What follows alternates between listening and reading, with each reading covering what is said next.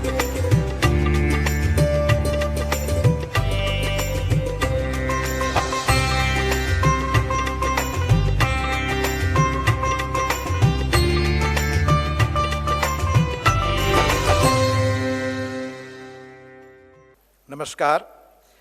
बिहार विधानसभा भवन के शताब्दी वर्ष पर आयोजित इस ओरिएंटेशन प्रोग्राम उन्मुखीकरण कार्यक्रम में मौजूद आदरणीय माननीय अध्यक्ष लोकसभा श्री ओम बिरला जी, आदरणीय माननीय मुख्यमंत्री बिहार श्री नीतीश कुमार जी, माननीय अध्यक्ष बिहार विधानसभा श्री विजय कुमार सिन्हा जी, माननीय उप मुख्यमंत्री बिहार श्री तारकिशोर प्रसाद जी, माननीय उप मुख्यमंत्री बिहार श्रीमती रेणु देवी जी, माननीय मंत्री संसदीय कार्य विभाग बिहार सरकार श्री विजय चौधरी जी, माननीय नेता प्रतिपक्ष बिहार विधानसभा श्री तेजस्वी प्रसाद यादव जी, माननीय उपाध्यक्ष बिहार विधानसभा श्री महेश्वर हजारी जी, महासचिव लोकसभा श्री उत्पल कुमार जी, सचिव बिहार विधानसभा, विधानसभा एवं प्राइड के अधिकारीगण, इस खास अवसर पर मौजूद केंद्र सरकार के मंत्रीगण, बिहार सरकार के माननीय मंत्रीगण, विधानसभा विधान परिषद के माननीय सदस्यगण, पूर्व विधायकगण एवं अनेक पुराने अनुभवी माननीय विधायकों और सांसदों को देख रहा हूं, जिनकी बातों से, हस्तक्षेप से आज भी मैं सीखता और समझने की कोशिश करता हूं राजनीति को। जननायक कर्पूरी ठाकुर जी की 34वीं पुण्यतिथि पर उन्हें, उनकी स्मृति को प्रणाम करते हुए मैं कुछ चीजें आपके समक्ष रखना चाहूंगा। दरअसल इस आयोजन का संदर्भ यह है कि यह बिहार विधानसभा भवन के शताब्दी वर्ष के अवसर पर हो रहा है। गवर्नमेंट ऑफ इंडिया एक्ट 1921 में प्रभावी हुआ। उसी के तहत उड़ीसा बिहार को पूर्ण राज्य का दर्जा व प्रोविंशियल लेजिस्लेटिव काउंसिल में निर्वाचित सदस्यों की संख्या बढ़ी। उसी वर्ष इस विधानसभा परिसर का निर्माण हुआ, जिसमें बिहार विधान परिषद की पहली बैठक 7 फरवरी 1921 को आयोजित की गई। तब वॉल्टर मॉट इस सदन के अध्यक्ष थे। गवर्नमेंट ऑफ इंडिया एक्ट 1935 के तहत बिहार एक अलग राज्य बना। इस भवन के आर्किटेक्ट A.M. मिलवुड थे, जिन्होंने इतालवी रिनासा, जो दुनिया में पुनर्जागरण के नाम से इटली का बौद्धिक पुनर्जागरण जाना जाता है, उसकी शैली में इस इमारत को बनाया। माननीय मुख्यमंत्री नीतीश कुमार जी को श्रेय है कि इस भवन का विस्तार, जहां हम लोग बैठे हैं, यह उन्होंने किया। इस अवसर पर आयोजित यह ओरिएंटेशन प्रोग्राम बिहार विधान मंडल के सदस्यों के लिए अत्यंत उपयोगी है। बिहार ऐसे कामों में पहले भी देश से कई चीजों में आगे प्रतिमान के रूप में काम करता रहा है। 2006 से अब तक, शायद 2011 में, फिर 2015-16 में, माननीय चौधरी जी बताएंगे, ऐसे कार्यक्रम आयोजित होते रहे हैं ताकि इनसे विधायकों को, हमारे विधान पार्षद सदस्यों को बहुत लाभ मिलता रहा है। मैं अपने संदर्भ में ऐसे कार्यक्रमों की उपयोगिता आपसे शेयर करना चाहूंगा। संभव है आपके लिए वो उपयोगी कुछ लगे। जो अनुभवी लोग हैं, हो सकता है उनके साथ क्षमा याचना के साथ कि वो इन चीजों को बहुत अच्छी तरह और जानते होंगे। मैं आदरणीय नीतीश जी के सौजन्य से सांसद बना, 2014 में दिल्ली गया, पढ़ता था, जानने की कोशिश करता था। उसी क्रम में एक बार प्रणव बाबू से मिला। वह राष्ट्रपति थे और बहुत बारीकी से संसद की कार्यवाही पर नजर रखते थे। अद्भुत उनकी स्मृति थी और अद्भुत ज्ञान था संसदीय परंपराओं का। कुछ महीने हुए थे, हम जैसे मामूली और नए लोगों के कार्यक्रमों को भी उन्होंने देखा था, उन्होंने प्रोत्साहित भी किया। मैंने पूछा कि आपने कैसे, आपकी यह अद्भुत स्मृति और इतने रूल्स वगैरह को आप जानते हैं? तो उन्होंने एक किस्सा बताया, जो बाद में मैं भूपेश गुप्त से लेकर अनेक लोगों के संस्मरण पढ़ा, उसमें मिला। उन्होंने कहा, जब मैं पहली बार सांसद बन करके आया तो शायद MC छागला, उन्होंने मुझे पहले यह सीख दी कि सुबह से शाम तक, जब तक विधायी प्रक्रिया चले, आप मौजूद रहें। व्यवहारिक ज्ञान से आप कानून से लेकर प्रक्रियाओं का, परंपराओं का जो जानकारी आप पाएंगे, वह पढ़ने से ज्यादा समृद्ध होगा। उन्होंने बताया, तो रूल्स ऑफ प्रोसीजर और conduct of business in parliament legislatures, अगर हम पार्लियामेंट और विधान मंडलों की गरिमा बढ़ाना चाहते हैं और खोई शाह को लौटाना चाहते हैं, तो हम में से हर एक का दायित्व है कि रूल्स और प्रोसीजर को हम अच्छी तरह जाने, अपनाएं। मैं मधुलिमेय जी का एक संस्मरण आपसे शेयर करना चाहता हूं इसी पटना का। जयप्रकाश जी नहीं रहे थे, उसी अवसर पर मधु जी आए थे, इंदिरा जी भी आई थी। जब लौटने लगे लोग तो एयरपोर्ट के लॉन्ज में मधु जी, इंदिरा जी और बाकी सारे नेताओं की मुलाकात हुई। वहां संजय गांधी भी थे। इंदिरा जी ने कहा, जो मधुलिमेय जी ने उनके न रहने के बाद संस्मरण में लिखा, उन्होंने कहा कि संजय को यह कहकर मेरे पास भेजा कि आप वो संसदीय परंपराओं की जिस तरह से आप काम करते हैं उनको बताएं कि कैसे आप एक व्यक्ति होकर, कम संख्या में होकर के भी पूरे संसद की कार्यवाही को प्रभावित करते हैं अपने ज्ञान से, कानूनी बारीकियों से, परंपराओं के ज्ञान से। तो ये परंपरा है सीखने की परंपरा आज मुझे लगता है कहीं कमजोर हो रही है, उसे हमें मजबूत बनाना चाहिए। जो रूल्स और प्रोसीजर हमारे हैं, जब आप गहराई में जाएंगे तो पाएंगे कि 1952 में लोकसभा ने इसे अडॉप्ट किया, 1964 में राज्यसभा ने कमोबेश इन चीजों को अपनाया, बाद में हमारी असेंबलीज ने अपनाई। और ये सारी चीजें इनकी बुनियाद 1920 के रूल्स ऑफ प्रोसीजर में है।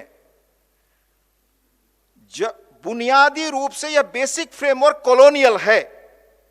इसमें समय समय पर फेरबदल और व्यापक फेरबदल भी होते रहे, लेकिन कंप्रेहेंसिव फेरबदल होना चाहिए। इस कारण मैं कह रहा हूं कि शायद 3 वर्षों पहले माननीय चौधरी जी को याद होगा, जब वह यहां के अध्यक्ष होते थे, उन्होंने एक प्रश्न सबके सामने रखा, कहा कि आज भी संविधान के आर्टिकल 193 में अगर एक बाहरी व्यक्ति सदन की कार्रवाई में हिस्सा ले तो आप क्या उसको पनिशमेंट दे सकते हैं? अधिकतम ठीक है, आप सुरक्षा कारणों से उसे रोक पाएंगे, ऐसी चीजें नहीं होगी, लेकिन आज भी उसको अधिकतम आप दंडित कर सकते हैं प्रतिदिन 500 रुपए जुर्माना से। ये चीजें इनको देखा जाना चाहिए। उसी तरह से शायद बिहार इस बारे में अकेला या कुछ एक राज्यों के साथ है जहां वोट ऑफ कॉन्फिडेंस की अनुमति के लिए रूल्स ऑफ प्रोसीजर में संशोधन का समर्थन उन्होंने किया था। कन्वेंशनल रूल्स ऑफ प्रोसीजर में केवल नो कॉन्फिडेंस मोशन से संबंधित नियम हैं। बिहार विधानसभा नियमावली के तहत 109A के तहत सरकार राज्यपाल के निर्देश या विशेष परिस्थितियों में अगर सरकार आवश्यक समझे तो मंत्री परिषद में विश्वास प्रस्ताव ला सकती है। तो पूरे देश के पैमाने पर इन रूल्स और प्रोसीजर को रीलुक करने की जरूरत है। मुझे लगता है कि हमारे माननीय स्पीकर साहब, उनके साथ उनका बड़ा स्नेह रहा है। मुझे काम करने का जो अनुभव है वो इस कंप्रहेंसिव बदलाव के पक्षधर है। और कुछ ही महीनों पहले ऑल इंडिया स्पीकर्स कॉन्फ्रेंस में शिमला में सर्वसम्मति से उनकी अगुवाई में इस आशय का प्रस्ताव भी पारित हुआ। मैं सूचनार्थ सिर्फ आपको बताना चाहूंगा कि राज्यसभा में 2018 में एक एक्सपर्ट कमेटी बनी श्री VK अग्निहोत्री की चेयरमैनशिप में। वह पहले हमारे सेक्रेटरी जनरल थे और बड़े अनुभवी अधिकारी। इस समिति ने 77 अमेंडमेंट सजेस्ट किए हैं, 124 रूल्स जोड़ने की बात की है। चेयरमैन द्वारा 184 डायरेक्शंस देने का सुझाव है। समय के अनुरूप 25 अमेंडमेंट्स फ्यूचरिस्टिक नेचर के हैं। It proposes to add 6 new chapters in rule book. ये विचाराधीन है, एक प्रोसेस के तहत है। माननीय अध्यक्ष लोकसभा श्री ओम बिड़ला जी ने भी रूल्स में अपेक्षित बदलाव की दृष्टि से नवंबर 2019 में एक एक्सपर्ट कमेटी बनाई है। पर जरूरत है कि जो हम सांसद और विधानमंडल के देश भर में 5000 से शायद अधिक संख्या हमारी तकरीबन है, अगर हम सब लोग इस पर आम सहमति बनाएं, इनको जाने, गहराई से अपनी परंपराओं को जाने और जो चीजें हमें इस विधायी संस्था को इफेक्टिव बनाने के लिए जरूरी है उनके बारे में जाने, तो शायद हम मिलकर के एक नए अध्याय की शुरुआत कर सकते हैं। दूसरा अनुभव मैंने पाया कि जब जरूरत हो, अगर उस वक्त आप कानून पास नहीं करते तो उसका बड़ा हेवी कॉस्ट समाज को पे करना पड़ता है। यह मैंने 2-3 अनुभवों से ग्रहण किया जो मैं आपके सामने रखना चाहूंगा। आप जानते हैं कि दुनिया तेजी से जितनी बदल रही है, पहले ऐसी नहीं बदलती, बदली। हजारों वर्ष के परिवर्तन कुछ एक वर्षों में हो रहे हैं। जो आज के जमाने में तकनीक, विज्ञान और अर्थशास्त्र, इंजीनियरिंग की दृष्टि से जो चीजों को, परिवर्तन की गति को मापते हैं, वो फ्यूचरिस्ट कहे जाते हैं। उनमें जो सबसे जीवित और बड़े फ्यूचरिस्ट आज दुनिया के हैं, रे कुर्जवेल, उन्होंने 2016 में कहा कि हम अपने जीवन काल में यानी 40-45 वर्षों में वो परिवर्तन देखने वाले हैं जो पहले 20,000 वर्षों में नहीं हुए। यानी आप देखिए पिछले 100 वर्षों में जितनी सारी technological revolution, death of distance, information revolution, globalisation, ये जो सब कुछ हुआ ये पिछले 50-100 वर्षों का खेल है। तो वो कह रहे हैं कि जो 20,000 वर्षों में जो पिछले परिवर्तन हुए वो हमारे समय में 30-40 वर्षों में होने वाले। उनके अनुरूप अपने समाज को, राज को बनाना और बेहतर उसके अनुरूप कदम ताल से आगे बढ़ाना, ये हम लेजिस्लेचर्स का दायित्व है। अब जैसे जब मैं राज्यसभा में चीजों को पढ़ता था और पाया कि लोकपाल और लोकायुक्त लोकायुक्त एक्ट 1968 में आया, पर कानून बना अंततः 2019 में, 51 वर्षों बाद। एजी नूरानी की बड़ी मशहूर पुस्तक है मिनिस्टर्स मिसकंडक्ट, जो 60s की है, उसमें इसका उल्लेख है। 1960 में लॉ कमीशन ने बैंक्रप्सी लॉ रिफॉर्म का सजेशन दिया, पर 2016 में इंसॉल्वेंसी एंड बैंक्रप्सी कोड बना। ऑटोमोबाइल रिवॉल्यूशन हुआ 1991 में, कैसे एक्सीडेंट्स बड़े बड़े पैमाने पर, दुर्घटनाएं बढ़ी सड़कों पर, लाखों की संख्या, गाड़ियां करोड़ों में हो गई सड़कों पर ये चीजें रोकने की कोशिश 25 वर्ष, 30 वर्ष, 40 वर्ष बाद कानून बनाकर हुए। इसे हमें ठीक करना होगा। इसके लिए हमें डॉक्टर अंबेडकर साहब ने, जो संविधान के निर्माता माने जाते हैं, उन्होंने चेतावनी दी थी। मैं कोट करना चाहूंगा, unless we in Parliament including Vidhan Sabha and Vidhan Parishad realizes our responsibilities and shoulder the task of looking after the welfare and good of the people within a reasonable time, I have not the slightest doubt in my own mind that this parliament or Vidhan Sabha and Vidhan Parishad will be treated by public outside with utter contempt. It would be a thing not wanted at all. इसलिए हमें इन चीजों के बारे में सजग रहना चाहिए। इसका socio economic cost of such delays, ऐसे कानून जो तुरंत बनने चाहिए उनमें जो डिले होता है उसकी बड़ी कीमत समाज और देश को चुकानी पड़ती है। आज दुनिया में डायनेमिक लेजिस्लेचर की बात हो रही है। जिस वेस्टमिनिस्टर मॉडल से हमने ब्रिटेन वगैरह से अपनी व्यवस्था ली, वहां आज फ्यूचरिस्टिक कानून कैसे समय से बने इसकी कोशिश हो रही है। बाकायदे ब्रिटेन में, फिनलैंड में फ्यूचर के कानूनों को बनाने के लिए, अध्ययन करने के लिए संसदीय सपोर्ट और कमेटियां हैं।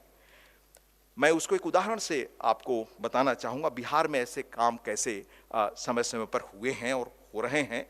जैसे अभी आपने सुना जल जीवन हरियाली का, स्टीफन हॉकिंग जो हमारे समय के सबसे बड़े जीवित साइंटिस्ट थे, 2018 में जिनकी किताब आई आंसर्स टू बिग क्वेश्चंस, मैं अपनी स्मृति के आधार पर किताब का नाम ले रहा हूं। आप जानते हैं चेयर पर एक व्यक्ति की बड़ी सख्त और मशीन से बोलते हुए आपने तस्वीर देखी होगी। उनकी एक ही किताब 25 मिलियन दुनिया में बिकी थी। वो बड़े फ्यूचरिस्ट और बड़े साइंटिस्ट थे, कैम्ब्रिज के फिजिक्स कॉस्मोलॉजिस्ट। उन्होंने जो 4-5 खतरे दुनिया को बताए, उनमें पहला पर्यावरण का बताया, टेक्नोलॉजी का बताया। कोई गांधीवादी नहीं थे।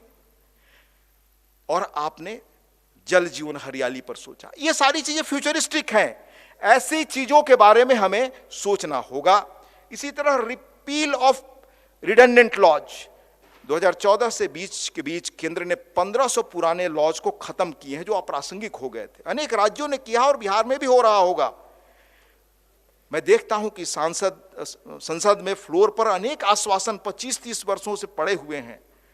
कम से कम शायद 842 ऐसे 10-15 वर्षों से पुराने एश्योरेंसेज हैं। ये एश्योरेंस वो हैं जिनका ना बजट में प्रावधान है, ना प्लानिंग में इनका हिस्सा है, और ये शायद पूरे होंगे ऐसा मुझे लगता है। तो इन चीजों पर हमें रीलुक करना चाहिए। आज आप जानते हैं हमारा काम कानून बनाना, बजट पास करना और बाकी जनता से जुड़े सवालों को उठाना है मुख्यतः। तो कानून बनाना मुख्य काम है। उसके बाद बजट का है। आज की तारीख में बजट स्क्रूटनी, जो बजट हमारे सामाजिक आर्थिक बदलाव का सबसे इंपॉर्टेंट माध्यम है, उसके बारे में गहराई से अध्ययन हम सांसदों को, विधायकों को होना चाहिए। कम से कम मैं महसूस किया कि जब मैं सांसद बना तो रेवेन्यू रिसीट क्या है, रेवेन्यू एक्सपेंडिचर क्या है, कैपिटल रिसीट क्या है, कैपिटल एक्सपेंडिचर क्या है, फिजिकल डेफिसिट क्या है, करंट अकाउंट डेफिसिट क्या है, रेवेन्यू लॉस क्या है, बजट एस्टिमेट क्या है, रिवाइज्ड एस्टिमेट क्या है, सरकार की इनकम और खर्च कहां से होता है, हम सारे लोग बहुत आसानी से सुझाव देते हैं कि इस पर इतना बजट बढ़ा दे, पर वो पैसा आए कहां से, शायद हम इसके लिए कोशिश नहीं करते समझने के लिए। जैसे हम घर चलाते हैं, देश वैसे चलता है, राज्य वैसे चलता है। कम से कम इन चीजों पर, अपने समाज के, अपने क्षेत्र के सोशल इकोनॉमिक इंडिकेटर्स के बारे में हम बहुत गहराई से जाने तो शायद हम बहुत इफेक्टिवली अपना काम कर सकते हैं।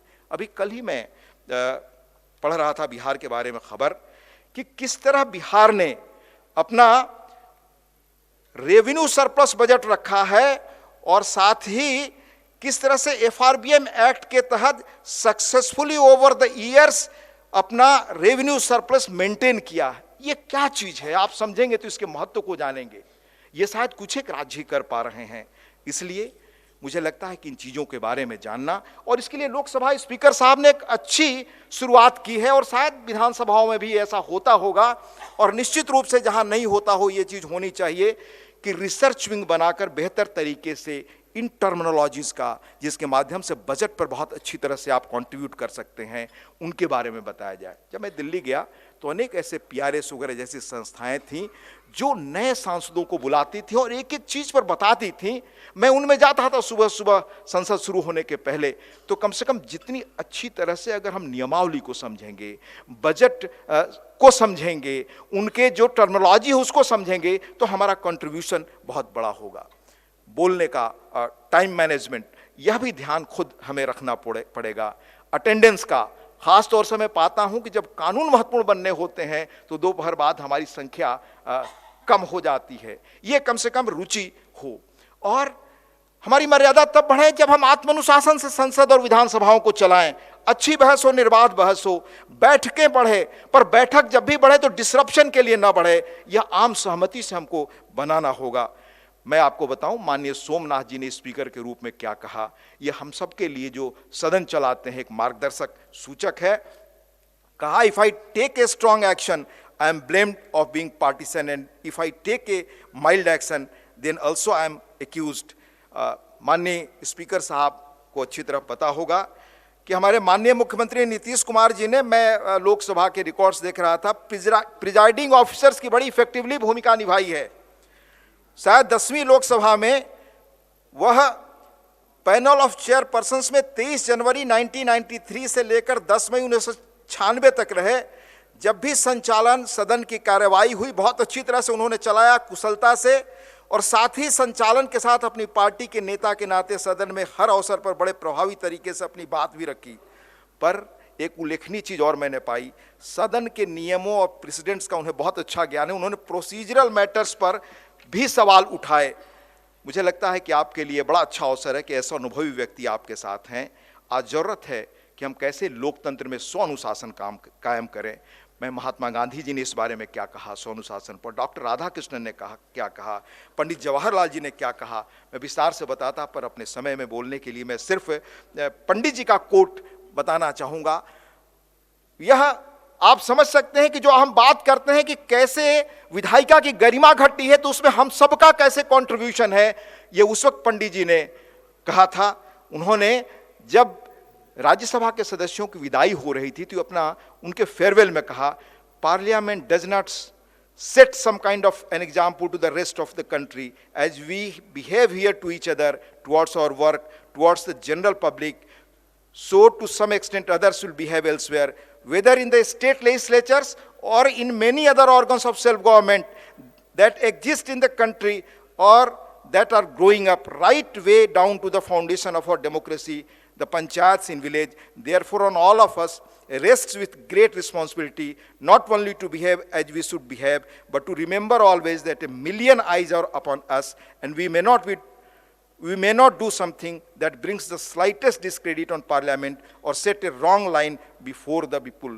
यानी हम जो आचरण करते हैं कैसे नीचे आपको पंचायतों तक जाता है, अगर हम अनुकरणीय न बने तो पंचायतों तक का नेतृत्व कैसे बेहतर नहीं होगा। और हमारे यहाँ महाभारत में कहा गया है, महाजनों येन गतासु पंथा, समाज में आगे जो लोग जाते हैं उनको लोग कैसे अनुकरण करते हैं। डॉक्टर अंबेडकर ने कहा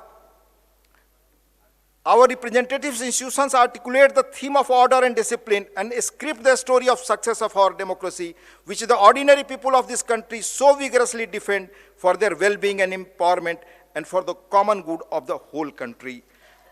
मैं बिहार का इतिहास गौरवपूर्ण रहा है, मैं पुनः उसका स्मरण करना चाहूँगा। ये पुराने लोकतंत्र का पलड़ा, क्रेडिल ऑफ एंशिएंट डेमोक्रेसी कहा जाता है। लक्ष्मी गणराज्य 6th सेंचुरी BC, वैशाली में किस तरह से सभाओं में आम निर्णय होते थे, पहला गणतंत्र कैसे संवाद पर आधारित था, बौद्ध भिक्षु त्रिपिटक की रचना किस रूप में हुई, जनक के दरबार में अष्टावक्र कैसे गए, कैसे संवाद हुआ, शंकराचार्य मंडन मिश्र का यही का शास्त्रार्थ है, और जैन और बौद्ध परंपरा का विकास तो बिहार में ही हुआ है। धर्म, दर्शन, नैतिक जीवन शासन के महत्वपूर्ण पक्षों पर श्रेष्ठ शास्त्रार्थ, और शास्त्रार्थ के मैनुअल इसी धरती पर बना। 150 AD में गौतम अक्षपाद के न्याय सूत्र में उल्लेख, 3 तरह का संवाद होता है। श्रेष्ठ संवाद, तार्किक बातें की जाए, पर्याप्त साक्ष्य के साथ की जाए, इसलिए कि विषय के मर्म तक आप पहुंच सकें। संविधान की परिकल्पना यही है जो बिहार की धरती से निकला। मैं बिहार की लेगेसी को स्मरण करते हुए 1-2 बात और कहकर अपनी बात खत्म करूंगा। कल ही हमने खबर पढ़ी कि 1200 वर्षों पुरानी एक बुद्ध की मूर्ति जो नालंदा के किसी गांव की थी, अभी इटली में, रोम में कहीं हमारे दूतावास को लोगों ने सौंपी है, जो पुरानी मूर्तियों को ढूंढकर लाने का काम चला। 1200 वर्ष पुरानी, बुद्ध के शायद बाएं हाथ में कमल का प्रतीक है। यह अद्भुत परंपरा ये बिहार की धरती की रही है। ब्रिटिश काल में भी विधानमंडलों में बिहार के लोगों की अग्रणी भूमिका रही है। लीजेंडरी विट्ठल भाई पटेल जब इंपीरियल लेजिस्लेटिव असेंबली के पहले भारतीय अध्यक्ष थे, तो बिहार के श्री सच्चिदानंद सिन्हा इसके उपाध्यक्ष। संविधान सभा के वरिष्ठतम सदस्य पहले अध्यक्ष डॉक्टर सच्चिदानंद सिन्हा ही बने। फिर 11 दिसंबर 1946 को देश रत्न डॉक्टर राजेंद्र प्रसाद की संविधान सभा के स्थायी अध्यक्ष बने। इस तरह संविधान सभा के अंतरिम और स्थायी अध्यक्ष बिहार से ही हुए। संविधान सभा में बिहार से अनेक यशस्वी सदस्य रहे। बिहार विधानसभा, विधान परिषद में श्रेष्ठ डिबेट्स होते रहे हैं। मैं जिस पहले प्रोफेशन में था, मैं लिखवाता था कपिल देव बाबू से, और विधानसभा पर बहुत कुछ मैंने बजट से लेकर उनसे लिखवाया। यहाँ की परंपरा थी, लाइब्रेरी में आज ही मैं देख रहा था 50,000 पुस्तकें हैं रेयर, 19 से 21 से दस्तावेज हैं, और सब बहुत चीजें डिजिटलाइज हुई हैं। इस तरह से यहाँ की संपदा है। पर एक ही समस्या शायद यहाँ भी है, जिसकी चिंता माननीय लोकसभा अध्यक्ष जिनका स्नेह मुझे मिलता है, उन्होंने वहां भी दिखाई कि हमारी लाइब्रेरी में आने वालों की संख्या घट रही है।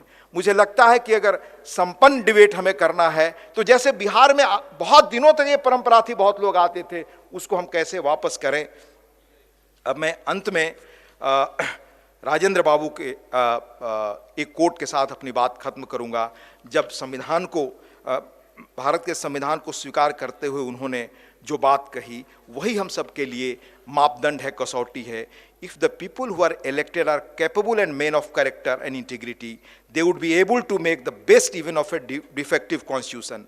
If they are lacking in these, the constitution cannot help the country. After all, a constitution like a machine is a lifeless thing.